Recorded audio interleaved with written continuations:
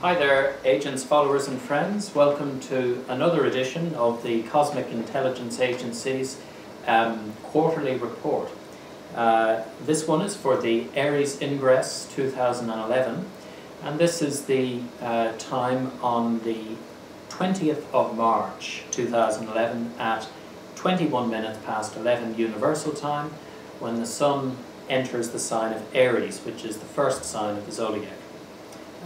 This is the autumn equinox in the southern hemisphere and the spring equinox in the northern hemisphere, and it's also the beginning of the astrological year, the whole cycle of 12 signs.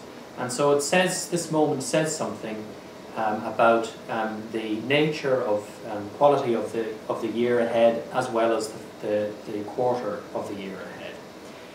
And with me to discuss this chart, I have Agent 12. Hi everyone. And Agent 23. Hi. And we're going to be talking about the main features that we can see in this chart. Now, one of the most interesting things about this ingress chart is that the Sun is exactly within a degree conjunct the planet Uranus. And Uranus itself has just moved into Aries, so it's starting its own new 84-year cycle through the zodiac. So this marks out this particular ingress with extra significance. Uranus is the planet that represents revolution and all sorts of activities that seem to challenge the status quo. So Agent 23, what sort of tidings do you think this might bear for the next quarter, or indeed the next year? Explosive tidings? What do you think?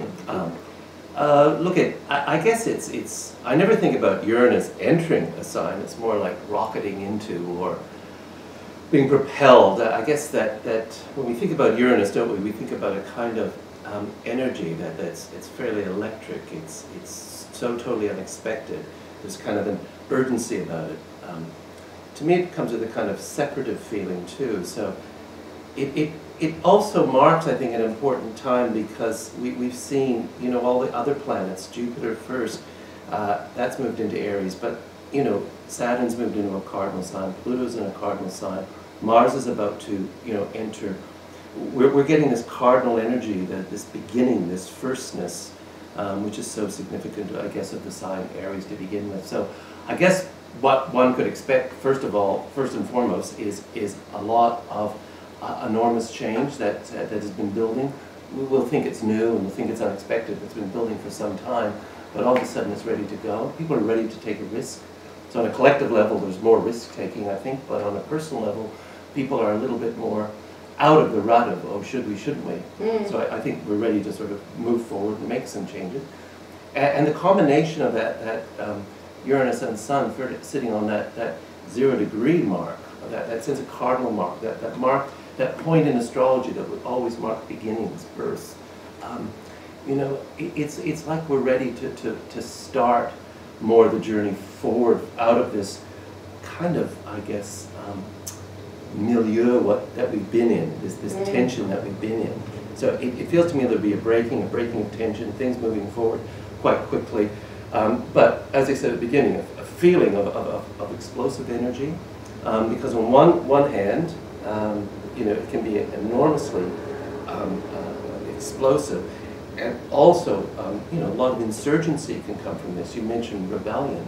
Well, we've just had a phase where during the cardinal ingresses we've had Pluto-Sun alignments. Now we move into this phase of Uranus-Sun alignments for this year and into 2012. So this year we can certainly expect all, you know, the rebellions, revolutions, the personally and globally that we've all been thinking about to take place. Isn't it interesting, because if you actually look over the last 2 years, we started off particularly around 2008 with this global financial crisis, which is this Plutonian kind of image of things breaking down and dying.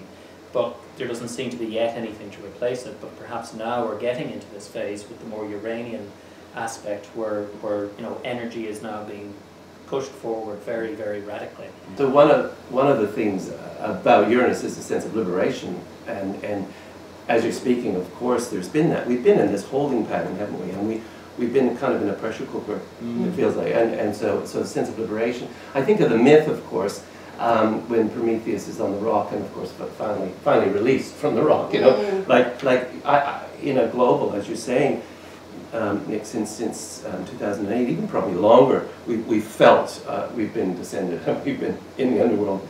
I think we've all felt that personally and collectively, and perhaps this marks a kind of a sense of release. It feels sudden. It'll be interesting to see how that pans out. Okay, well, one of the other very interesting aspects of this ingress chart is that we see that the nodes have changed signs. The nodes, of course, in their perennial backwards movement through the zodiac, have just before this ingress moved from Capricorn and Cancer, which are cardinal signs, into Sagittarius and Gemini, which are mutable signs. Okay, well, one of the interesting things about the nodes moving from Capricorn, particularly the North Node from Capricorn to Sagittarius, suggests when the North Node has been in Capricorn has been on institutions and you know, what needs to change, what needs to advance in the development of institutions. Moving into Sagittarius suggests maybe it's not institutions so much as the core truths about life, about what's right and wrong, and you know, principles of universal justice and morality and things like that. The mystery of the nodes always in the retrograde fashion through the zodiac, of course, going back into the mutable territory that all the other planets are moving out of. I think is that kind of sense, just in what you're saying, that we revisit now from a whole different, more, dare I say, soulful expression. And so we revisit perhaps now the places that we haven't really been able to bring into focus. Now they're able to be focused, and I do think you're absolutely right. We are going to focus more on the ethics and beliefs, you know, whereas we've certainly been focusing on religions and all these kind of things, but now we're going to focus on forms in a different way, perhaps. This is not only a particularly important time because Uranus is changing signs and entering Aries, but the next planet further out from Uranus, Neptune, which takes even longer to go around the Sun, 165 years, is changing signs in this coming quarter, and it's actually going to be moving into Pisces. It first enters Pisces on the 4th of April this quarter, and stays till August and returns in February 2012 to stay till 2026. But the really interesting thing is that by the time of April the 4th, Mars has moved into Aries, and there's a lineup. The Moon is in Aries, Mercury is in Aries, Jupiter is in Aries, the Sun is in Aries, Mars is in Aries, and so is Uranus. So we have this lineup of incredible new beginning energy in Aries. Again, the restart button. We're starting everything again, and especially when you think about Mars at 1 degrees of Aries here with Uranus, we think about new energy systems developing in this time of Neptune in Pisces. Okay, well, it's interesting with Neptune moving into Pisces. When we think of Pisces and we think of Neptune, I think what comes to mind is the notion of what it is about the world that we see as containing humanity, or containing our consciousness or awareness of the world. And this can be a cosmology that we believe in. It can be a sort of a theory of everything that we have, physics. And when we look at the past of times when Neptune was in Pisces, we can see that some of these things, particularly important developments, took place. Yeah. Is that right? Well, going back to one of the times in 1684 to 1698, Isaac Newton published Principia. So now that was a cosmology in a sense that carried us up until now, or the last 100 years, which has just started to change. So, and then the next time in 1848 to 1862, Darwin published The Origin of Species. Well, and with this Uranian influence and the Aryan influence, it is about innovation, isn't it?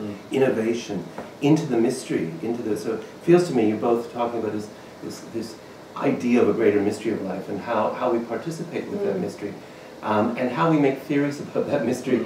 But there's going to be some new innovative ones coming up, it sounds like. Yes. Yes. You know, on the edge of that. All right. Well, let's move on to a different aspect of the ingress chart. And if you see on the graphic here, you can see that we have the moon in Libra, and the moon is conjunct Saturn. And Saturn is opposite Jupiter in Aries, and Jupiter is close by Mercury. So we have to take that aspect that you talked about, the Jupiter-Mercury opposite the Saturn-Moon. I mean, to me, in terms of looking at this chart as an image of what might be going on in the world as well, I mean, we have Jupiter-Mercury, we have a spirit of new inquiry, a spirit of new ideas, like a real spirited sense of new ideas coming out. That's met, of course, with a bit of caution and about that sense of a safety when we look at that Saturn-Moon in Libra. But actually, it feels to me, Jupiter and Mercury are both rulers of that nodal axis, of course, the mutable nodal axis in this particular chart. So it feels as if the spirit of inquiry is really about the times right now. So it's like you can see that going on already in the world. You can see this new spirit of inquiry about freedom and individual freedom, met with a kind of cautiousness. But it's not blocking. It doesn't feel it's blocking. It feels like it's trying the best to, how can I say, make a kind of place for these new ideas. But certainly, I gather from each of you, as I felt in looking at this chart, that there's a spirit of more hope. I'm not going to quite say optimism, but certainly more hope. It does feel like something is rising. The spirit is rising. Something is rising. And we have to address these particular splits, the split of that Jupiter-Saturn, the tension there, the tension embedded in Uranus going into Aries of our sense of disassociation with the Earth, you know, the old myth of Gaia. So it does feel hopeful. Well, thank you very much, Agents 23 and 12, for your very valuable input in this report. And I think it is interesting that we end on a note of optimism. And if we watch the television, on the news, and the internet about the uprisings occurring in Egypt and Tunisia and other Arab countries, there certainly does seem to be this very strong feeling of optimism and hope, and and new things springing forward out of the ground, just like the shoot springs out of the seed, which is the original symbol of Aries. So before we go, we'd like you to participate and join in our intention mission this equinox, as we send a wave of global intention during the 24-hour period of the equinox day.